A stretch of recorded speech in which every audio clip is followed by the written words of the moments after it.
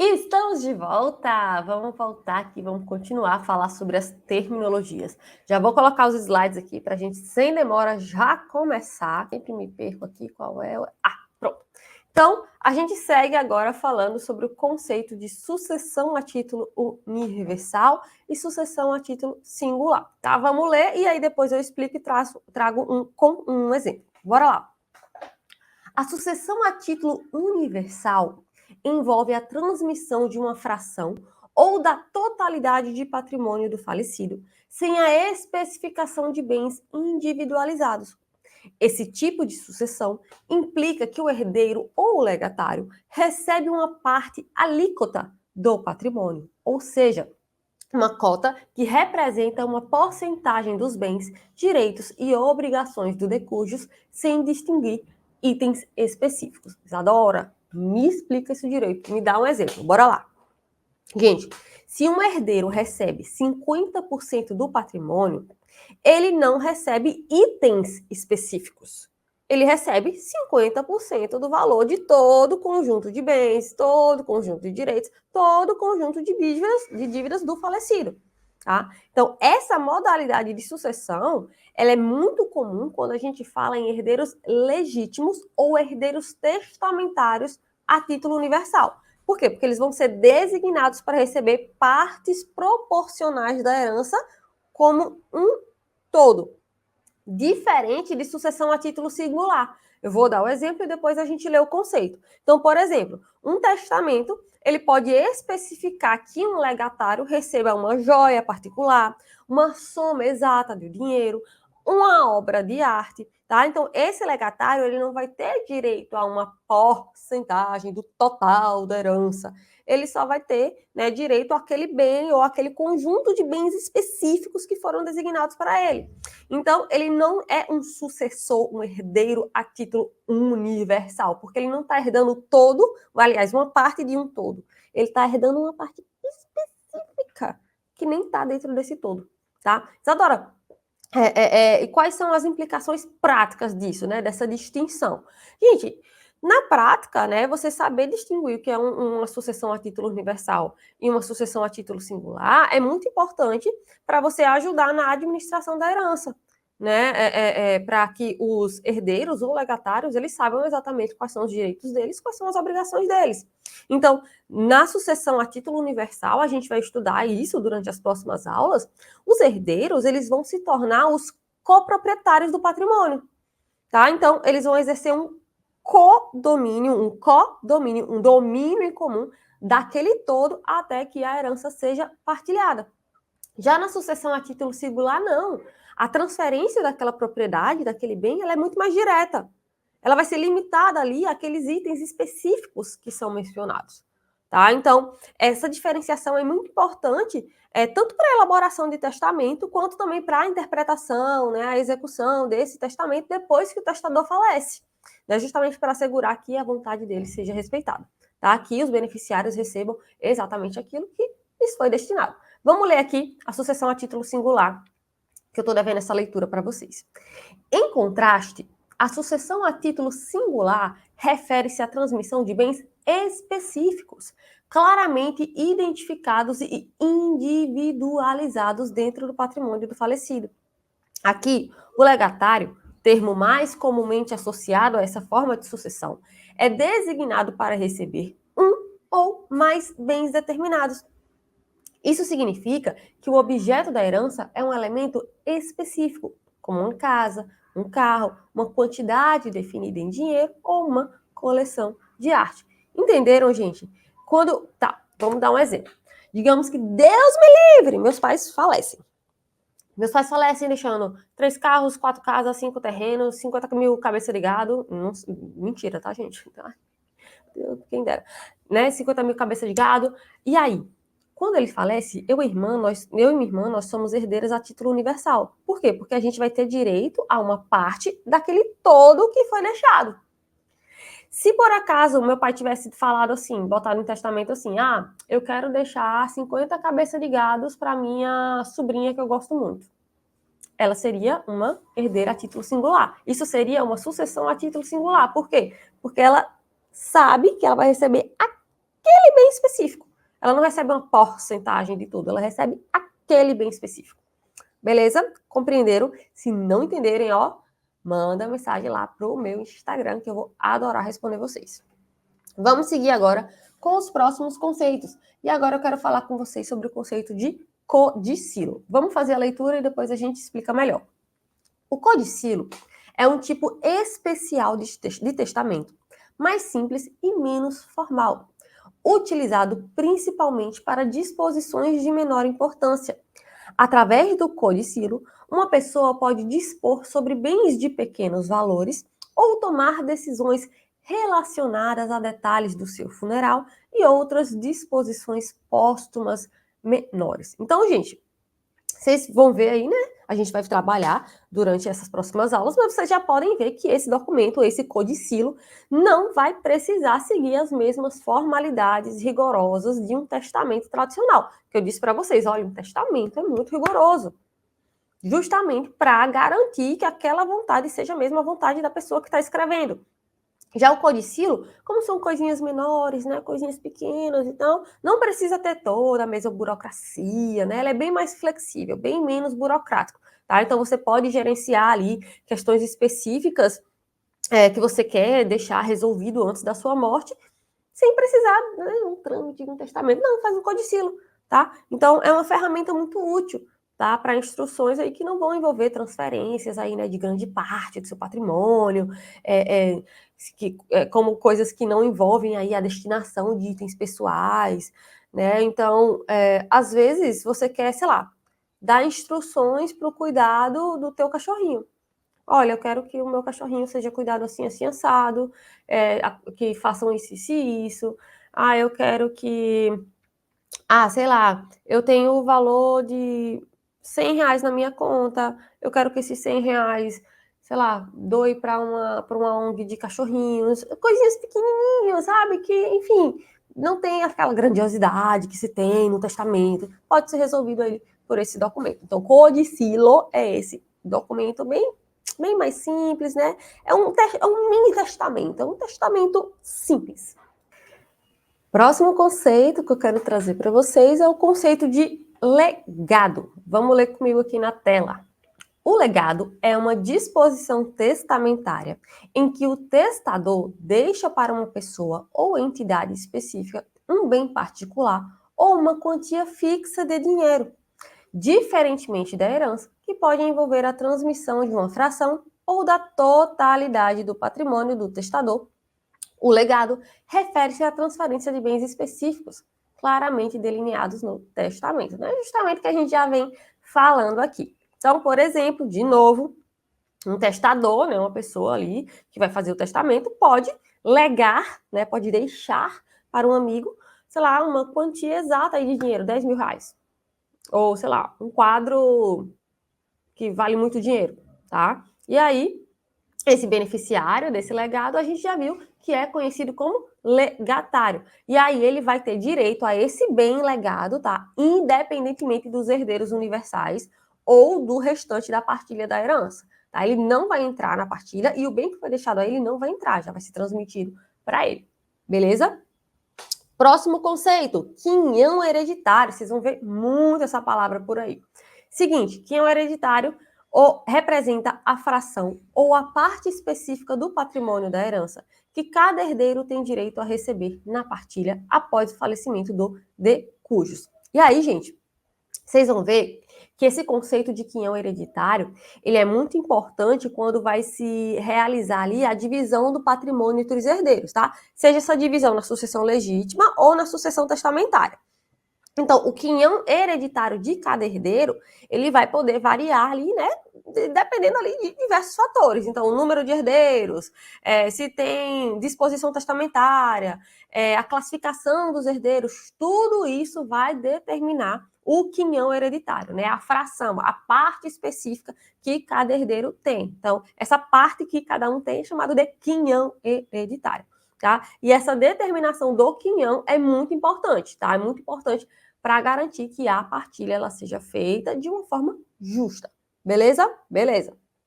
Vamos seguir para outra palavra que vocês vão ver demais nos artigos de sucessão, que é cônjuge superstite, tá? Esse cônjuge superstite é o cônjuge sobrevivente, tá? É o cônjuge que sobrevive após a morte do outro.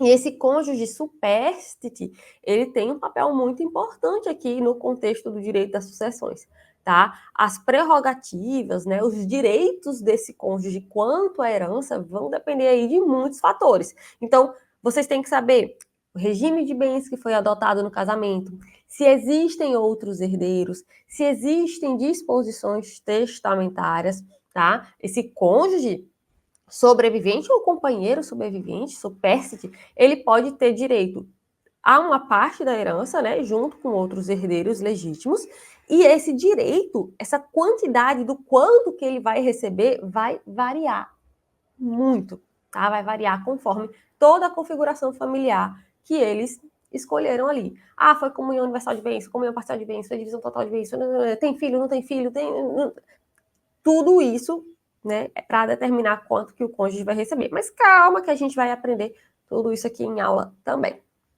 O próximo é a meação.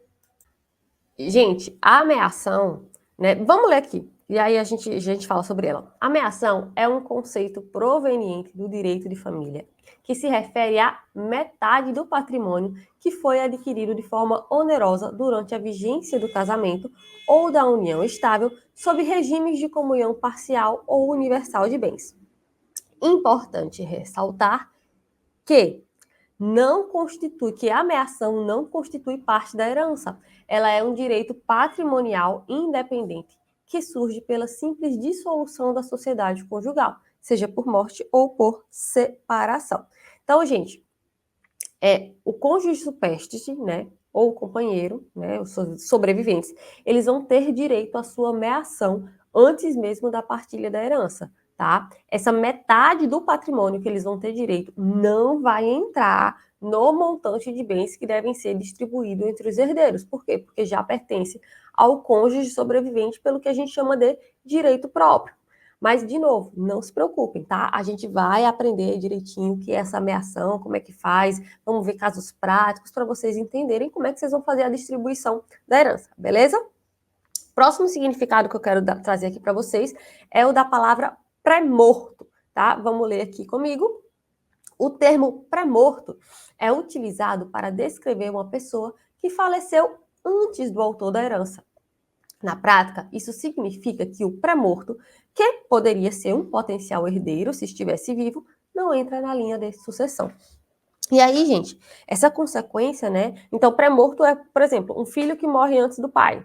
É exatamente isso. Ele morre antes do, né? Ele era um potencial herdeiro, só que ele morre antes do decújus, do futuro decújus, né? E quais são as consequências disso, né?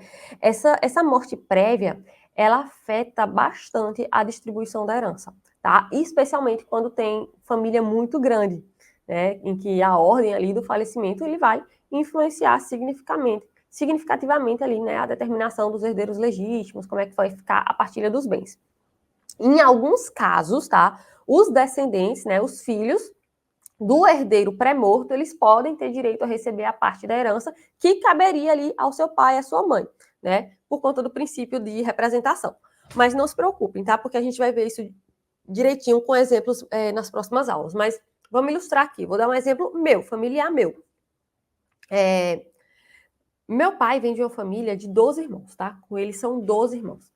Quando a minha avó faleceu, um dos filhos, né? Um dos irmãos do meu pai já tinha falecido. E esse irmão do meu pai tinha filhos. E aí, quando abriu, né, a sucessão, abriu a partilha, perdão, foi aberta a sucessão, os filhos desse meu tio, eles iam receber, o filho, né, que só era um, ele ia receber a parte que caberia ao meu tio. Só que o que aconteceu? O meu primo faleceu durante aí todo o processo. E aí, os filhos dele entraram, né? E aí esse processo está demorando por conta disso, né? Demora muito mesmo. Entraram ali, né? Como herdeiros. E aí teve que ser feita toda uma redistribuição, teve que fazer emenda, peticionar de novo, etc. E aí, por isso que a gente sempre fala que mexer com o direito das sucessões é muito trabalhoso. Muitos advogados Eles até cobram um pouco mais caro, dependendo do tanto de irmãos que existe, tanto de herdeiro, se tem falecido, se não tem, se tem briga, se não tem, se tem litígio, se não tem, porque cada coisa que acontece ali durante todo aquele procedimento de abertura da sucessão é um trabalho novo. Principalmente, gente, quando a família não se dá bem. Quando a família é grande e não se dá bem. Nossa, aí é trabalhoso, tá? E quando tem pré-morto, né? Que aí tem os filhos dos filhos dos filhos que tem que substituir ali, né? Pelo princípio do direito da representação. Gente, é uma confusão sem fim. Ui, chega a me cansar só de lembrar dos processos de sucessão que eu participei. Mas vamos seguir aqui, que depois não se preocupem, a gente vai explicar direitinho tudo isso. Próximo conceito é o direito próprio, tá? O direito próprio, como tá aí para vocês, é aplicado quando a herança é deferida diretamente ao herdeiro mais próximo do falecido, sem a necessidade de representação. Até que isso significa, Isadora? E, de novo, a gente vai detalhar tudo isso nas próximas aulas, tá? Isso significa, gente, que o herdeiro, né, por sua própria condição e sua posição ali na linha de sucessão, né, como filho, cônjuge ou pai do decujus, ele vai ter o direito de receber a herança diretamente, tá? E aí, o direito próprio, ele vai respeitar essa ordem de vocação hereditária que é estabelecida pelo nosso Código Civil, né, em que os herdeiros mais próximos, eles sempre vão ter prioridade sobre os mais remotos, os mais distantes. Próximo conceito que eu trouxe para vocês aí na tela é o direito de representação. Tá? O direito de representação, também conhecido como sucessão por estirpe, ocorre quando um herdeiro potencial, como um filho do decujus, falece antes de receber a herança, e seus descendentes, netos, por exemplo, são chamados a suceder em seu lugar. Exatamente isso que eu falei para vocês agora, né, quando eu estava falando sobre o pré-morto. Então, esse princípio, né, esse direito de representação é justamente para permitir que a parte da herança que caberia ao herdeiro que morreu, né, o herdeiro pré-morto, ele seja transmitido para os seus descendentes, né, e mantendo, né, a divisão da herança dentro da mesma linha familiar, né, ou estirpe, tá? E aí, esse direito é justamente para assegurar que essa transmissão da herança, ela reflita uma estrutura familiar, né, enfim, reflita as relações de proximidade, mesmo que aquele herdeiro direto, ele não esteja mais vivo.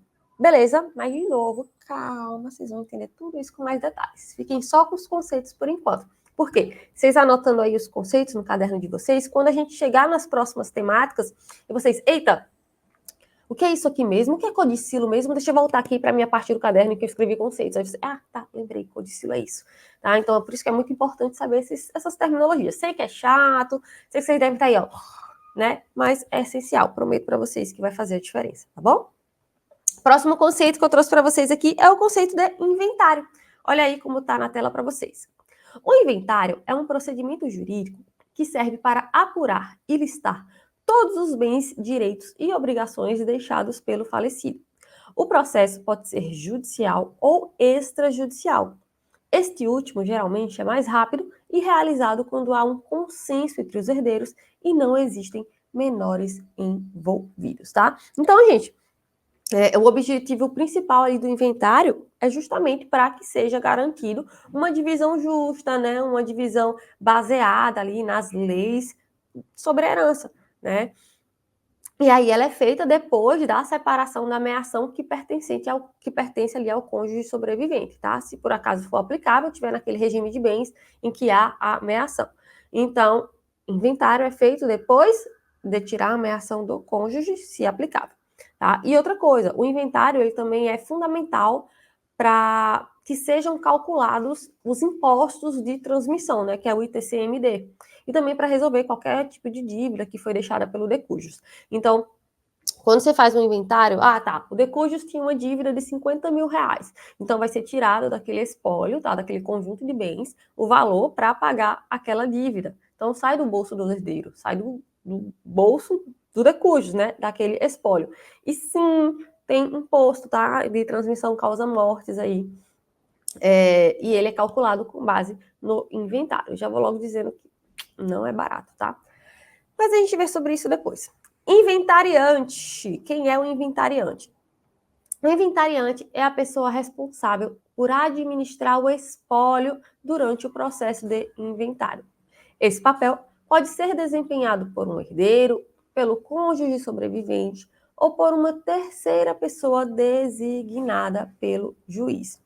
Então, gente, o inventariante, né, aquela pessoa que vai ser escolhida, ele vai ter a tarefa de representar o espólio. Tá? E ele representa o espólio, que é o conjunto de bens. A gente vai ver o que é espólio já já. Não coloquei aqui o conceito de espólio, mas tá vendo? Ó, espólio, espólio, espólio. Deve ter gente aí, meu Deus, mas Adora, o que é espólio, pelo amor de Deus? Então, tá vendo como é importante ter, né, trabalhar essas terminologias. Mas, enfim, tá? O inventariante, ele vai representar o espólio, tanto em juízo quanto fora dele, tá? Ele vai cuidar ali de todos os bens, o espólio é o conjunto de bens, todo aquele conjunto de bens que foi deixado, né, pelo decujus. E aí, esse espólio ele vai ser cuidado por esse inventariante até que a partilha seja efetivada, tá? E aí, quais são as obrigações desse inventariante, Adora? E não se preocupem, de novo, a gente vai ver todos os detalhes sobre isso nas próximas aulas. Mas resumo da ópera aqui, né? Só para dar um spoiler. Quais são as obrigações do inventariante? Ele tem que zelar pelos bens, ele tem que representar o espólio em ações judiciais, ele é responsável por pagar as dívidas, o inventariante é responsável por cobrar créditos, o inventariante é responsável por prestar contas para os outros herdeiros, tá? Então, escolher quem vai ser o inventariante é muito importante para que aquele espólio seja gerido de maneira eficiente, para que os cumprimentos das etapas daquele inventário ele seja, né, feito ali de forma correta, dentro dos prazos legais, que todos os herdeiros sabem. Por exemplo, né, dentro do espólio tem um imóvel ali que está alugado. Então, aquele dinheiro vai ser depositado, ele não vai ser dividido ainda para os herdeiros enquanto não tiver a partilha. Então, o inventariante é responsável, né, por cobrar lá, ó, aluguel vicioso, por mostrar para os herdeiros que o aluguel foi pago, por prestar contas desses bens. Então, assim, muita gente não quer ser inventariante por conta desse trabalho todo que dá. A gente dá trabalho. E já outros querem ser inventariante porque não confiam nos irmãos. Para vocês que vão iniciar aí a jornada, né? Eu não sei se vocês estão na graduação, se vocês já estão aí advogando e estão aqui, né, querendo saber mais detalhes do direito às sucessões para lembrar, mas vocês como advogados que forem atuar no direito sucessório, vocês têm que saber que vocês vão estar, talvez, tá? Raros são os casos que não há conflito familiar. Vocês vão estar entrando numa zona de conflito familiar. Então, vocês têm que sentar com todos os herdeiros, é muito importante, é fundamental que vocês sentem com os herdeiros e expliquem todo o passo a passo. Expliquem para que serve o inventariante, o que o inventariante é obrigado a fazer. Porque tem gente que fala assim, eu não quero que o meu irmão seja inventariante porque eu não confio nele. Tenho medo dele fazer alguma coisa. Não, gente, não vai fazer nada. O máximo que pode acontecer é ele gerir mal o espólio. E aí acabar gerando mais dívidas, e aí acabar não recebendo o valor de um arrendamento, de um aluguel que vocês deveriam receber, que vai ser depositado em conta para depois ser partilhado. Então, é por isso que escolher o inventariante tem que ser uma escolha muito pensada. É sentar com todos os herdeiros e explicar, gente, quem aqui tem facilidade de gestão? Quem aqui vai ter facilidade, tempo, disponibilidade de, se por acaso algum credor do falecido chegar, entrar com ação judicial, pedir uma parte ali do espólio para pagar as dívidas, quem que vai ter essa disponibilidade para estar, né, representando esse espólio na justiça? Tudo isso, gente, vocês transformarem um litígio que chega para vocês em algo que pode ser resolvido de forma consensual, vai facilitar tanto a vida de vocês, na profissão de vocês não têm ideia.